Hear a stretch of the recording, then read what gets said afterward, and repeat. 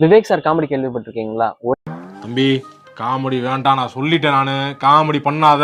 ஒரே மருந்துல எல்லா நோயும் வந்து சரியாகணும். வாங்க அப்படிப்பட்ட ஒரு மருந்து பார்க்கலாம்.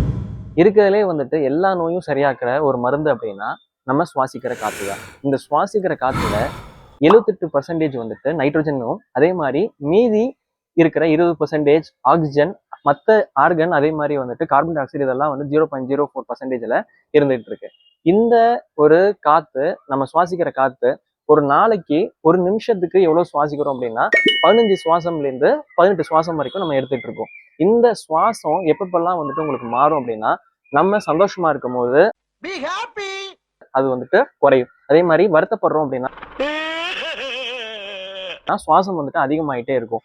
இன்னொன்னு நம்ம வந்து கிளைமேட் சேஞ்சஸ், இப்போ வந்து நம்ம இளமையா இருக்கும், இல்லைன்னா முதுமையா இருக்கும். இளமையில வந்துட்டு சுவாசம் குறைஞ்சி இருக்கும், அதே மாதிரி முதுமையில சுவாசம் வந்துட்டு அதிகமா இருக்கும்.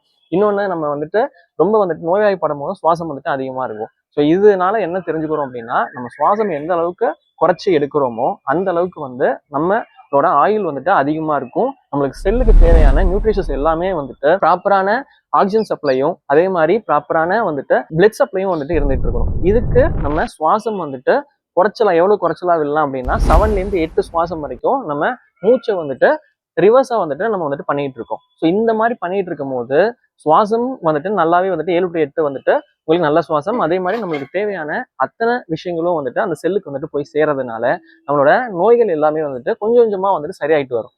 கொஞ்சம் இதோட நிறுத்திக்கலாம்ல. இந்த போல சுவாரஸ்யமான தகவலை தெரிஞ்சுக்க நம்ம சேனலை வந்துட்டு ஃபாலோ பண்ணுங்க. தேங்க்யூ.